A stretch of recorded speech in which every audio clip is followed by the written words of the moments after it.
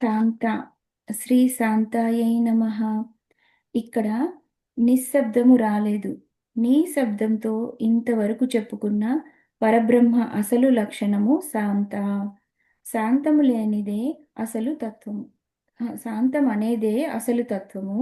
సమన స్వభావము కలిగినది శాంతము. సర్వ వికారాలు లయం చెందిన స్థితి శాంతము. అది కూడా నిరా నిరాకులాది నామాల ద్వారా వ్యాఖ్యానించుకున్న తత్వమే. శాంత అన్నప్పుడు సా అనేది అమృత తత్వాన్ని తెలియజేస్తుంది. శ అమృత సంకేతము. అమృత తత్వాన్ని చెప్పే తత్వమే అమ్మవారు కనుక శాంత. నిష్కళం నిశ్చలం శాంతం అని త్రిపురోపనిషత్ అమ్మవారి తత్వాన్ని చెప్తూ శాంత అనే మాటని చెప్పింది. సర్వక్రియ నివృత్తి రూపం శాంతం. సర్వక్రియల నుంచి నివృత్తి పొందిన రూపం ఏదో అది శాంతం. శ అంతం. శాంతం అంటే శుభాంతము సుఖాంతము అని అర్థము. ప్రతివారు ఏది చేసినా అది శుభంగా పూర్తవ్వాలనే కోరుకుంటారు. శుభముగా పరిణమించాలి, దాని ఫలము మాత్రము శుభం అవ్వాలి అనుకుంటారు. అలా చూస్తే ఫలము శుభము అయి ఉన్నది. ఆ ఫలమే అమ్మవారి తత్వము. పరిణామంలో చిట్ట చివరిగా లభించే ఫలము ఏదైతే ఉందో ఆ ఫలము అంత శుభముతో అంతమైనది. అంతమునందు లభించే ఆ పరతత్వము కేవల శుభస్వరూపమైనది కనుక శాంత అని చెప్పారు. నిష్కళ ధ్యానానికి వచ్చేటప్పటికల్లా నతు ధ్యానం శరీరస్య ముఖహస్తాది కల్పన. అక్కడ అమ్మవారి యొక్క శరీరము ముఖము ధ్యానం చేయబడడం అనేది ఉండదు. ఆ స్థితిలో అమ్మవారు కేవలం నిష్కళ. ఆ స్థితి ఊహాతీతం. ఆ స్థితిలో ఉండడమే శాంత. అమృత బీజాత్మక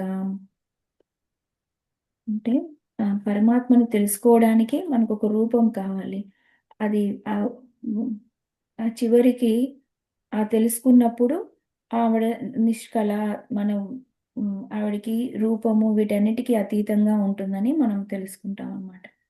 అమ్మవారి ఉపనిషత్తులు త్రిపుర ఉపనిషత్తు, అరుణోపనిషత్తు, బాహ్యోప బాహ్యో బాహ్యజోపనిషత్, భావనోపనిషత్, శ్రీ ఉపనిషత్. శ్రీ ఉపనిషత్ అంటే శ్రీ సూక్తము. ఇంకా దేవి అథర్వ శీర్షం, దేవి ఉపనిషత్. ఈ ఈ శ్రీ విద్యోపాసకులకి నిరంతరం ఆరాధనలో ఏదో ఒక ఉపనిషత్ అనుసంధానం చేయమంటారు, లేదా సర్వకాలాల్లో అయినా అనుసంధానం చెయ్యాలి.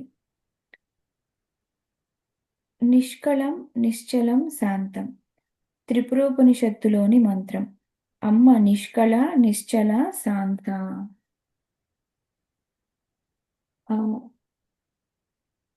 భగవంతుడు ఎప్పుడు నిష్కలంగా నిశ్చలంగా శాంతంగా ఉంటారు. దాన్ని పొందడానికే మనం ఈ సాధనలన్నీ చేయాలన్నమాట. ఈ ఉపనిషత్తుల్లో అంతా ఎలా ఆ స్థితిని ఎలా తెలుసుకోవటము అనేది చెప్తూ ఉంటారు. ఉపాసన మనకు అందుకే కావాలన్నమాట. నిష్కామ 142వ నామము. శ్రీ నిష్కామాయై నమః. ఒక్క కోరిక కూడా అమ్మవారికి లేదు కనుక ఆవిడ నిష్కామ. దీని గురించి చెప్తూ సంపూర్ణ కామస్య కిమిచ్చేతి అవాప్తాకిల కామయాస్త సృష్టా కిం విషయే భవేత్ అని దేవి భాగవతంలోని వాక్యాలు. సంపూర్ణ కామునికి కోరికేమిటి అని అర్థం. అన్ని కోరికలు తీరిపోయిన వారికి కోరిక ఉంటుందా? కోరిక ఉందంటే కొరత ఉందని అర్థం. కొరత అంటే కోరిక. పాత్రలో ఖాళీ ఉంటేనే నీళ్లు పోస్తాం. నిండు పాత్ర తెచ్చి నీళ్లు పోయమంటే పోయలేం కదా, అసలే నిండిపోయింది కదా, ఇంకేం చేస్తామని అంటామా లేదా? సత్యము పరిపూర్ణము అయినప్పుడు ఇంకా కొరత ఉండదు. కొరత ఎక్కడుంటుంది అంటున్నారు. నిష్కామ అంటే కోరిక. నిష్కామ అంటే కోరిక లేనిది. అంటే పరిపూర్ణంగా ఉంది కనుక అమ్మ నిష్కామ. నిరుపప్లవ.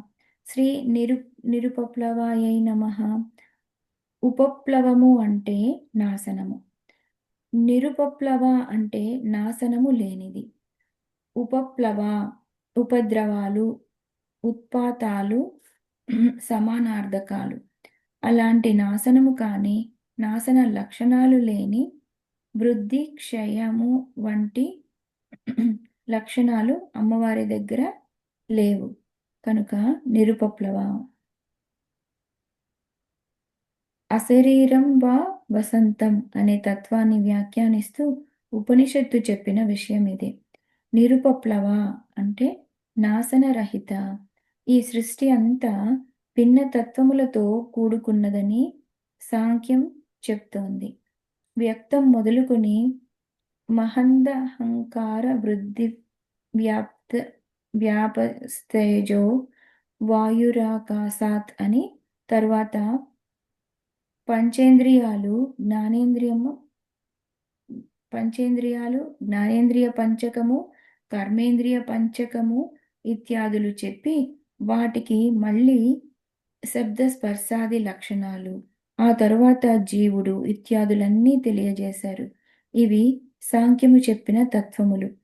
ఇవి నాశనమైపోయే తత్వములే.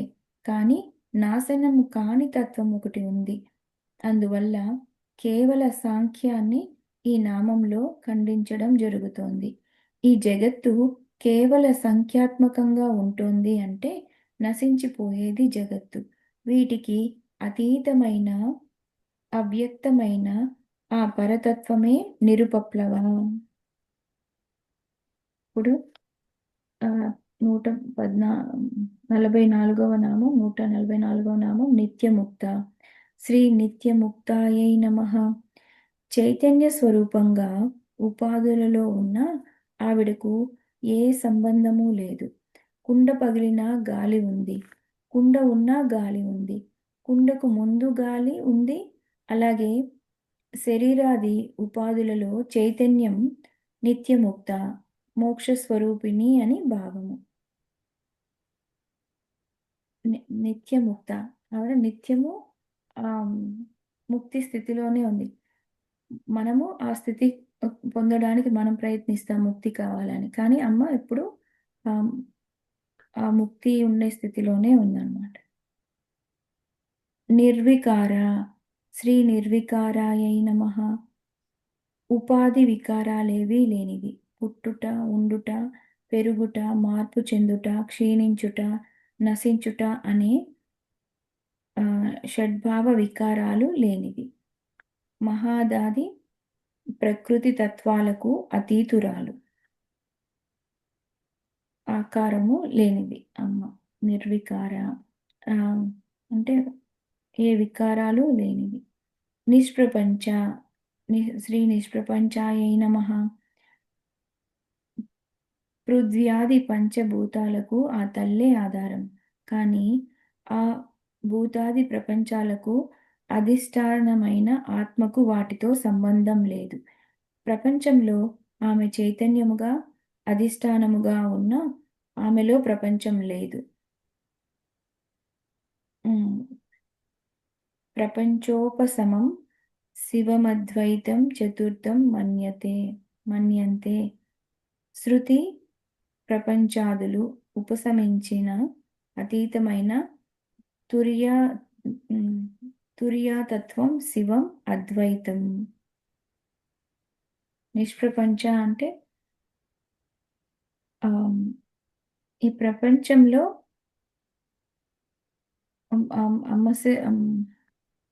ప్రపంచంలో ఆమె చైతన్యంగా, అధిష్టానంగా ఉన్నా ఆమెలో ప్రపంచం లేదు అని చెప్తున్నారు ఇక్కడ.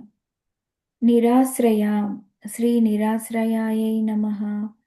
నిరాధార అంటే ఏమిటో, నిరాశ్రయ అంటే అదే అర్థం. రెండింటికి చిన్న తేడా ఉంది. అన్నింటికి ఆధారము, తనకు తానే ఆధారము అని చెప్పడానికి నిరాధార. నిరాశ్రయ అంటే అన్నిటికీ ఆశ్రయమైన ఆ వికారాలేవి ఆవిడకు లేవు. ఆశ్రయాల అవసరం లేనిది అని అంటున్నారు.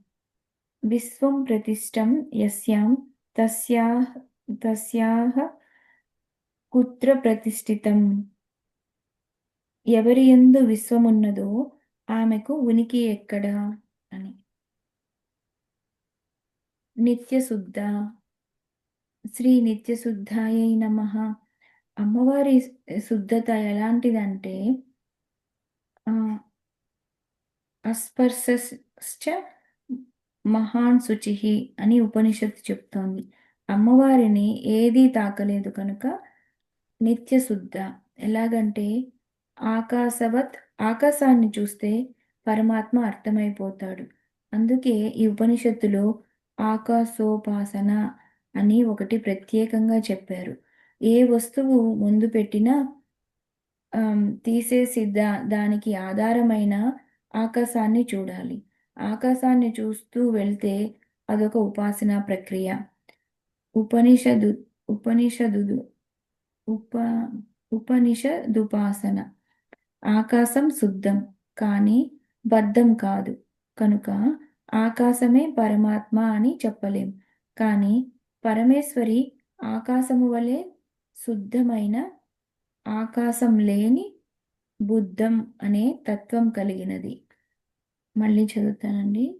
కనుక ఆకాశమే పరమాత్మ అని చెప్పలేము. కానీ పరమేశ్వరి ఆకాశము వలె శుద్ధమైన ఆకాశ అమ్, కానీ పరమేశ్వరి ఆకాశము వలె శుద్ధమైన, ఆకాశానికి లేని బుద్ధం అనే తత్వం కలిగినది. అత్యంత మలినో దేహో దేహి ఆ, చాత్యంత నిర్మల. దేహం మిక్కిలి మలినమైనది. దేహి అంటే ఆత్మ నిర్మలుడు అని స్మృతి వాక్యం.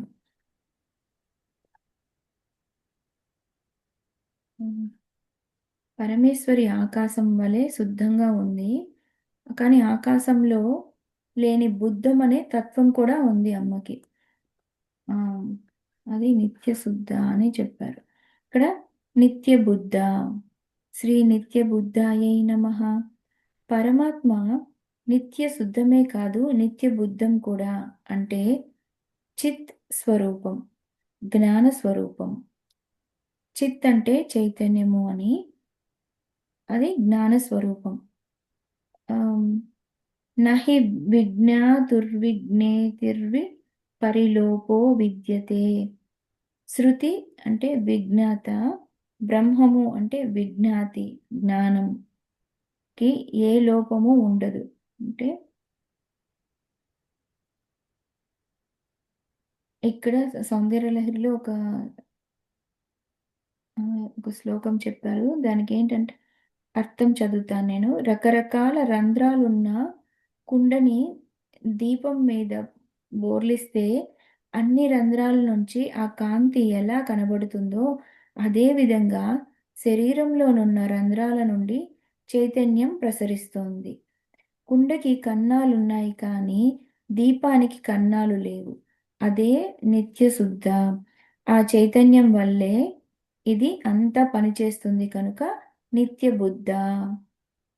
ఈ ఎగ్జాంపుల్ బాగుంది. కుండ కుండ కన్నములున్న కుండని దీపం పైన బోర్లిస్తే ఆ కన్నాలలో నుంచి వెలుగు వస్తుంది. కానీ ఆ కన్నాలు ఉన్నది ఆ కుండకే కానీ దీ దీపానికి కాదు అని. దీనికి ఉపనిషత్ ప్రజ్ఞానగణ ఏవాస్య ప్రజ్ఞానం బ్రహ్మ అని చెప్తుంది. ఆ ప్రజ్ఞ ఘనమైనది. ప్రజ్ఞానం అంటే త్రిపుర రహస్యంలో పరశురాముల వారు దత్తాత్రేయుల వారిని ఒక ప్రశ్న అడుగుతాడు. ఆత్మని తెలుసుకోగలమా అంటే తెలుసుకోలేవు అన్నాడు. తెలుసుకోలేము అన్నప్పుడు మరి ప్రయత్నం ఎందుకు, సాధన ఎందుకు అని అడిగితే తెలుసుకోవాలి అన్నాడు. అదేమిటి తెలుసుకోలేమంటూనే తెలుసుకోవాలి అంటున్నావంటే ఆమ్, చిక్కు విప్పుతానని చెప్పాడు. ఒకటి తెలుసుకో, దేని ద్వారా అన్నీ తెలుసుకోగలుగుతున్నానో అదే ఆత్మ అని తెలుసుకో. అది ఒక్కటే నీ లోపల ఉన్న చిద్వస్తువు. అదే నిత్య బుద్ధ. ఉమ్. అంటే ఆత్మని మనం తెలుసుకోలేము, కానీ ఏం తెలుసుకుంటున్నాం అంటే ఆత్మ అనేది ఒకటి ఉంది. దానివల్లే ఆ, అన్నీ మనం మిగతావన్నీ తెలుసుకోగలుగుతున్నాము. ఏది మనం దేని ద్వారా అన్నీ తెలుసుకోగలుగుతున్నామో అదే ఆత్మ అనే తెలుసుకోవాలి. కానీ ఆత్మని మనం తెలుసుకోలేము అని అర్థం అన్నమాట. నిరవధ్య, శ్రీ నిరవధ్యాయై నమః.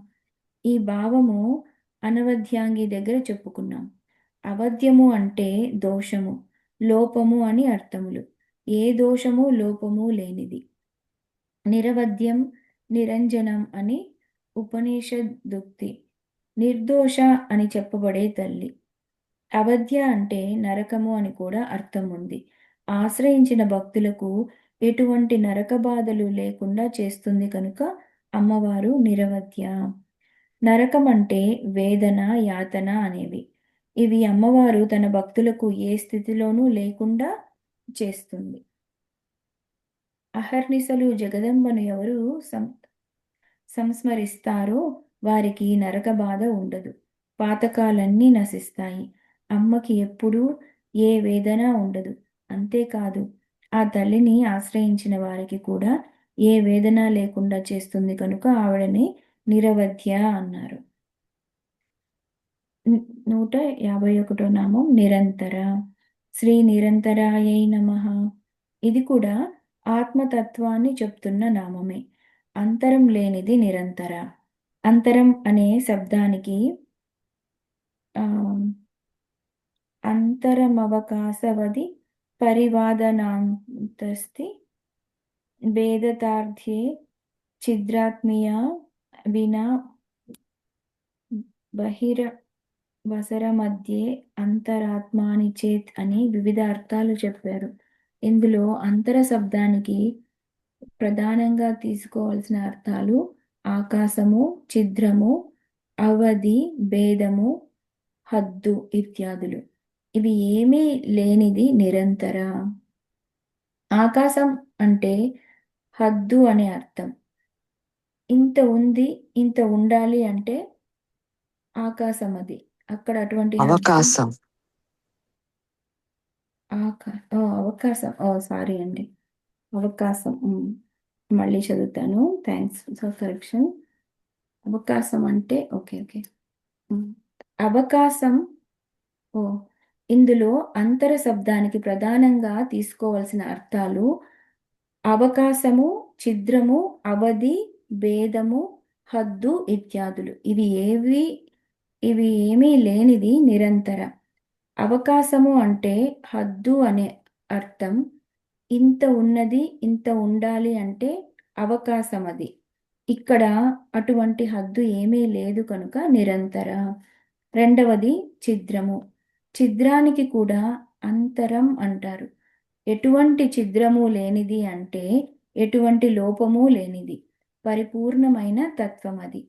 ఆ పరిపూర్ణతని చెప్పడానికి 24 నామాలు చెప్పారు. ఒక్కొక్క నామాన్ని భావన చేయాలి. భావన చేస్తే చాలు ఆత్మతత్వం అందుతుంది. ఆ భావనలోకి వెళ్తే ఎంత పరిపూర్ణమైనదో, దేనికి అంటకుండా ఎంత నిష్కలంగా ప్రకాశిస్తుందో తెలుస్తుంది. ఇక్కడ ఒక ఉపనిషత్ వాక్యం చెప్పారు. ఎవరు పరమాత్మ యందు భేద దృష్టిని పెడుతున్నాడో వానికి భయము అంటే అజ్ఞానం కలుగుతుంది.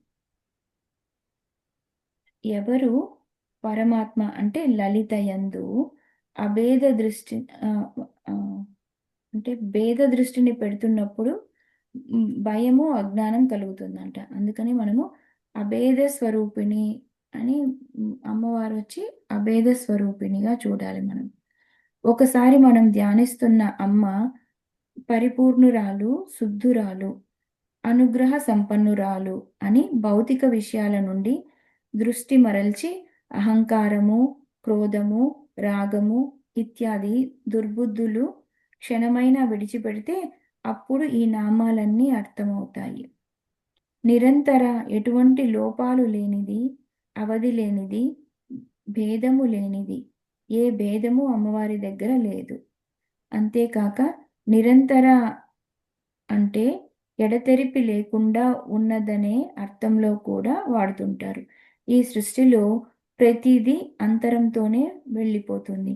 కానీ అమ్మ మాత్రం నిరంతరంగా ఎల్లవేళలా ప్రసరిస్తున్నట్టి మహా చైతన్య స్వరూపము.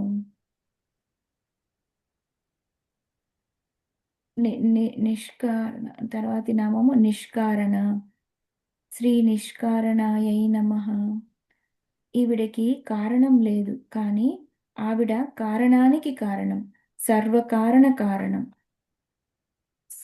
సకారణ సకారణం కరణ కరణాదిపో నచాస్య కశ్చిత్ జనితాన చాదిపః. ఇది ఉపనిషద్ వాక్యం. ఆ తల్లికి పుట్టించినవాడు ఆ తల్లికి పుట్టించినవాడు ప్రభువు లేడు. అన్నిటికీ అది కారణమైనది, దానికి కారణం లేదు. కరణము అంటే ఉపకరణం. మనకు చూడాలనే కార్యానికి కన్ను అనే కరణం కావాలి. ఆ కరణాలు ఆవిడికి అక్కర్లేదు అన్నారు. కళ్ళు లేకుండానే అన్నీ చూస్తుంది, చెవి లేకుండానే అన్నీ వింటుంది. అందుకే చూడడే నా పాటు చూపులు చూడక చూచువారల కృప జూచువాడు అన్నారు భాగవతంలో.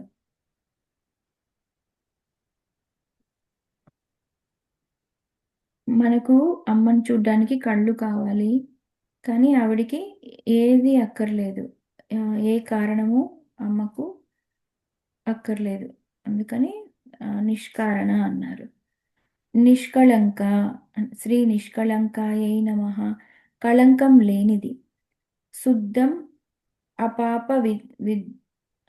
అపాప విద్దం అని ఉపనిషత్ వాక్యం. పరతత్వము శుద్ధమైనది, ఏ పాపముల తాకిడి లేనిది. కళంకము అంటే మచ్చ అని అర్థం, ఒక దోషం. ఎటువంటి దోషం లేనిది అమ్మవారు. సాధారణంగా కళంకం అనే దానిని నిందావాచకంగా వాడతారు. లోకంలో ఎవరైనా నింద వేస్తే ఆ నింద కళంకం అనుకుంటాం. నింద ఎదుటివారు వేశారు, కానీ నిజానికి ఉందో లేదో మనకు తెలియాలి. మన హృదయంలో ఎటువంటి మలినం ఉండకూడదు. ఆ కళంకం లేని స్థితికి రావాలి. ఆ స్థితికి వచ్చినప్పుడు నిష్కళంక స్థితి అర్థమవుతుంది. రాగము, దోషము ఇత్యాదులన్నీ కళంకములే. ఒకదానియందు మోహజనితమైన అనురాగము, మరొక దానియందు ద్వేషము, పుణ్యము, పాపము, ఇన్ని కళంకాలతో కూడుకున్నది జీవభావము. ఇందులో ఏ కళంకము లేనిది పరమాత్మతత్వము. ఏ పాపపు దెబ్బ లేనిది కనుక నిష్కళంక, నిర్మలమైన మహా తేజం అది. అందువల్ల నిష్కళంక స్వరూపిణి అన్నారు. తర్వాతి నామము నిరుపాధి. శ్రీ నిరుపాధయే నమః. ఉపాధులలో ఆవిడ వ్యాపించి ఉంది, కానీ ఆవిడికి ఉపాధి లేదు. అందుకే నిరుపాధి. ఆవిడికి ఉపాధి అక్కర్లేదు. కుండలో గాలి ఉంది, కానీ కుండ లేకపోయినా కూడా ఉండగలదు. అందుకు ఉపాధులలో అమ్మ ఉందంటే ఉపాధి లేకపోతే అమ్మ లేదా? ఆవిడ ఉండగలదు కనుక నిరుపాధి. ఉపాధులకు సంబంధం లేదు. ఉపాధి లేకపోయినా అమ్మ ఉంది. తన ధర్మమునకు దగ్గరగానున్న దానిపై సంక్రమింపజేసేది ఉపాధి. స్ఫటికం దగ్గర గులాబీ అనే ఆ, స్ఫటికం దగ్గర గులాబీ ఉంటే ఆ స్ఫటికం ఎర్రగా కనపడుతుంది. ఆ ఎరుపు గులాబీ అనే ఉపాధి, స్ఫటికానిది కాదు. దేహ లక్షణాలు ఆత్మకి అంటగడతాం. ఆ దేహమే ఉపాధి. ఉపాధి జడరూపమైనది. దానికి చేతనత్వాన్నిచ్చే చైతన్యం నిరుపాధికం.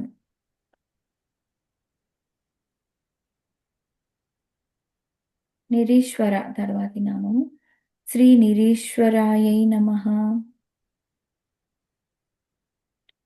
నచాస్య కశ్చిజ్ఞని తానచాధిపః. ఆవిడకి ఈశ్వరుడు ఎవరూ లేడు. ఈశ్వరుడు, ఈశ్వరి అంటే అంతిమ సత్యం. దానిని మించిన సత్యం మరొకటి లేదు. అది అన్నింటినీ శాసిస్తోంది. ఈశ్వరుడు అనగా అన్నిటినీ నియంత్రించువాడు. అన్నింటినీ ఆయన నియంత్రిస్తాడు. ఆయనను ఎవ్వరూ నియంత్రించలేరు. ఈశావాస్యమిదం సర్వం అనే కదా ప్రారంభం. ఈశ్వరునికి భిన్నంగా ప్రపంచంలో మరొకటి లేదు. అన్నీ ఆయన పట్టులోనే ఉన్నాయంటే అన్ని చోట్ల ఆయనే అంటే ఆమెనే నడుపుతున్నాడు, నడుపుతున్నది. తనకంటూ వేరే నియామకురాలు ఆ, ఏ లేనిది. అంటే ఇక్కడ భగవంతుడిని ఆ, నిరాకారుడు కదా, అంటే ఆకారం లేదు, మళ్ళీ ఇది కూడా లేదు. అందుకనే ఆయనన్నా ఆమన్నా ఆ, ఏదైనా చెప్పచ్చు. ఆ, ఈశ్వర స్వరూపాన్ని ఈశ్వరుడు అనగా నియంత్రించేవాడు అని అంటున్నారు. కానీ ఆ ఈశ్వర తత్వాన్ని ఎవ్వరూ నియంత్రించలేరు. అది నిరీశ్వర అయింది. నిరాధార నిరంజన నుంచి నిరీశ్వర వరకు అమ్మవారి యొక్క పరమార్థ రూపం, తత్వస్వరూపం, ఆత్మరూపం, బ్రహ్మరూపం అని చెప్పబడే జ్ఞేయ బ్రహ్మము చెప్పబడింది. ఇప్పటితో మనకి అమ్మవారి యొక్క ఉభయ రూప వర్ణనలు అయిపోయాయి.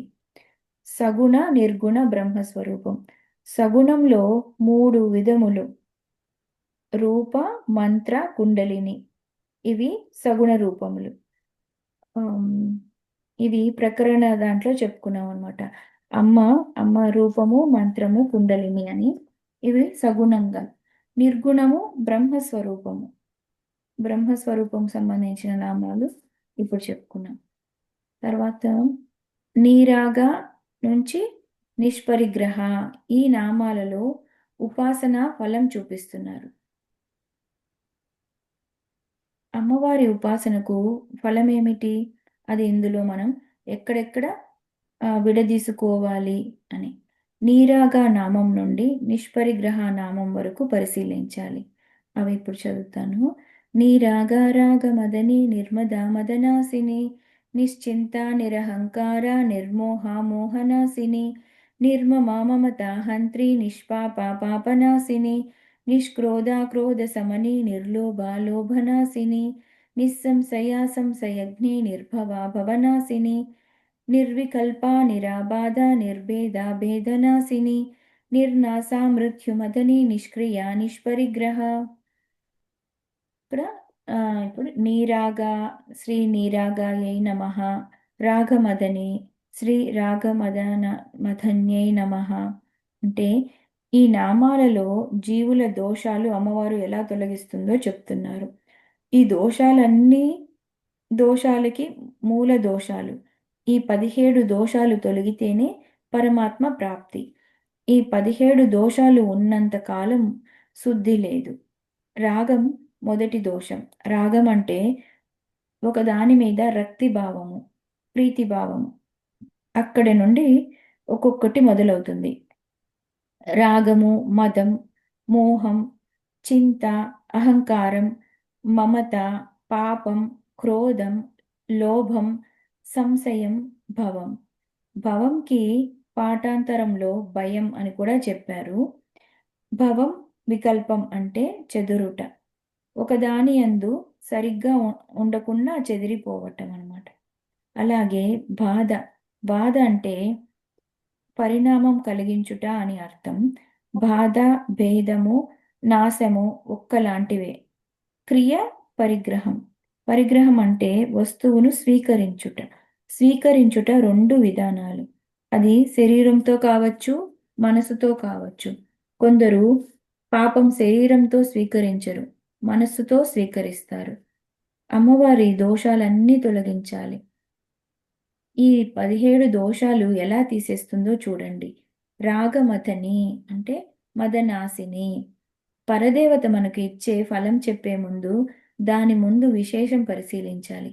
లలితా సహస్రనామం కూర్పులో ఔచిత్యం ఉంది. ఔచిత్యమే రసం అన్నారు. రసమేదో కవిత్వం అది. అందుకే లలితా సహస్రనామ స్తోత్రం కవిత్వం. రాగమదని ఆవిడ రాగమును పోగొడుతుంది. ఇది ప్రయోజనం. ఇది అమ్మవారి ఉపాసనా ఫలం. ఇప్పటి వరకు మనం అమ్మవారి సగుణ సగుణంగా భావించాం. నిర్గుణంగా తెలుసుకున్నాం. ఆమ్, సగుణంగా భావించినప్పుడు ఆవిడ శ్రీచక్రంలో ఉందని ఆవిడ రూపవర్ణన అంతా తెలుసుకున్నాం. ఇప్పుడు నిర్గుణంగా ఆవిడకి ఆవిడ స్త్రీ కాదు, పురుష ఇది కాదు, ఆ, ఏ గుణములు లేనిది, ఇవన్నీ శుద్ధమైన చైతన్యం అని తెలుసుకున్నాం నిర్గుణంగా. ఈ రెండు చేయడం వల్ల దోషాలు పోతాయి అనేది ఇక్కడ తెలియజేయబడుతుంది. దోషాలు అన్నీ పోయాక అమ్మవారిని తలుచుకుంటానంటే మన వల్ల కాదు. అంటే దోషాలన్నీ పోయిన తర్వాత నేను అమ్మవారిని తలుచుకుంటానంటే అది చేయలేం. దోషాలు పోగొట్టేది కూడా ఆవిడే. పోగొట్టిన తర్వాత మిగిలేది ఆవిడే అని చెప్తున్నారు. రాగమదని రాగమును పోగొడుతుంది కానీ ఆ తల్లి నీ రాగా, ఆవిడికి రాగం లేదు. అప్పుడు మనకి ధైర్యం. ఏ రాగము లేని తల్లి దగ్గరికి వెళ్తే రాగమును పోగొడుతుంది. అసలు చీకటి లేని వెలుగు దగ్గరికి ఆ, వెళ్తేనే కదా మనకు వెలుగు. వెలుగు దగ్గరికి వెళ్ళినప్పుడు వెలుగు చీకటిని తరిమి కొట్టదు. వెలుగు వస్తే చీకటి అదే పోతుంది. అమ్మ వస్తే అజ్ఞానం అదే పోతుంది. కనుక ఆవిడ నీరాగా రాగమతని. ఆవిడికి రాగం లేదు కనుక రాగములు తొలగిస్తుంది. రాగము పరమ భయంకరము. జడభరతుడు అంతటి వాడు కూడా రాగం చేత జన్మలు ఎత్తాల్సి వచ్చింది. కనుక రాగము జ్ఞానులు అయిన వారిని కూడా లాగేస్తుంది. కనుక ఈ దోషాలు పోగొట్టాలంటే ఆమెను ఆశ్రయించు. ఇది వసిన్యాది వాగ్దేవతలకు మనకి చూపిస్తున్న మార్గం. ఎలా ఆశ్రయించాలి అని. అదే 155 నామాలలో చెప్పాం అంటున్నారు వసిన్యాది వాగ్దేవతలు. ఆ భావంతో ఆశ్రయించు. అమ్మని ఆశ్రయిస్తే మనలో ఉన్న 17 రకాల దోషాలు పోతాయి అన్నమాట. అంటే చీకటి దీపం వెలిగించగానే చీకటి వెళ్ళిపోయినట్టు మనం అమ్మ దగ్గరికి వెళ్ళగానే మనలో ఉన్న దోషాలు వెళ్ళిపోతాయి అని చెప్తున్నారు. దానికి ప్రయత్నం ఏం అక్కర్లేదు, అమ్మని పట్టుకోవటమే. నిర్మదా, ఈ నిర్మదాయై నమః. శ్రీ నిర్మదాయై నమః. మదనాసిని, శ్రీ మదనాసిన్యై నమః. నిర్మద అంటే మదము లేని తల్లి. మదము అంటే ఇది నాకు ఉంది అనే బలీయమైన భావం. ఈ భావం చాలా ప్రమాదకరం. ఇది నాకు ఉంది అనుకోగానే దానితో తాదాత్మ్యం చెందడం మొదలు పెడతారు. అక్కడి నుండి శత్రుత్వాలు పెరుగుతాయి. అమ్మ వద్ద ఈ మద వికారం అనేది లేదు. బలము, భాగ్యము, విద్య, ధనం, అధికారం, ఇందులో ఏది ఉన్నా మదానికి హేతువు అవుతుంది. కనుక నిరంతరం జాగరూకతతో ఉండాలి. ఇది ఈశ్వరానుగ్రహం వల్లే వచ్చింది అని తెలుసుకుంటే పర్వాలేదు. అలా కాకుండా వాటిని నేను సాధించాను అని అనుకుంటే ఆ మదం 2 రకాలైన ప్రమాదాలను కలిగిస్తుంది. తనను తాను తెలుసుకోనివ్వదు. అవతల వారిని గుర్తించనివ్వదు. తద్వారా ఆ మదం పతనానికి హేతువవుతుంది. మదం వచ్చి బలం వల్ల, భాగ్యం వల్ల, విద్య, ధనము, అధికారం వల్ల వస్తుందంటండి. అది ఉన్నప్పుడు అది మనకి తనని తాను తెలుసుకోనివ్వదు, అవతలి వారిని గుర్తించనివ్వదు. సో అదంత ప్రమాదకారి ఈ మదం అనేది. సో అధికార మదము, ధన మదము, విద్యా మదము, ఇలా రకరకాలైన మదము కలిగిన వారు లోకంలో కనబడుతూ ఉంటారు. అధికార మదము బాగా ఉన్నవారు మహాత్ములు ఎదురుపడినా వారికి నమస్కరించరు. తన వద్ద అధికారం ఉంది కనుక తను ఎదుటి వారికి నమస్కరిస్తే తన అధికారం తక్కువైపోతుందని అనుకుంటారు. అదేవిధంగా ధనమదం, విద్యామదము ఉన్నవారు అవతలి వారిని తక్కువ చూపు చూస్తూ ఉంటారు. మన యందు భగవద్విభూతి ఏది ఉన్నా అది ఈశ్వర ప్రసాదము, అనేక జన్మల తపస్సు వలన ఆయన అనుగ్రహం వల్లే లభించింది అనుకోవాలి తప్ప ఇది తాను తెచ్చుకున్నానని అనుకుంటే మదం వస్తుంది. భగవతత్వము నిర్మదమైన తత్వము. అమ్మవారు శుద్ధురాలు, నిర్మరు ని నిర్మలురాలు అని తెలుసుకుని సాధన చేస్తూ ఉంటే ఆ తత్వం మనలో క్రమంగా అనుసంధానించబడి మనలో ఉన్న మదము, రాగము ఇత్యాదులు తొలగిపోతాయి. నిర్మద అంటే మదరహితురాలు, మదనాసిని, ఆశ్రయించిన వారి మదమును నశింపజేసే తల్లి.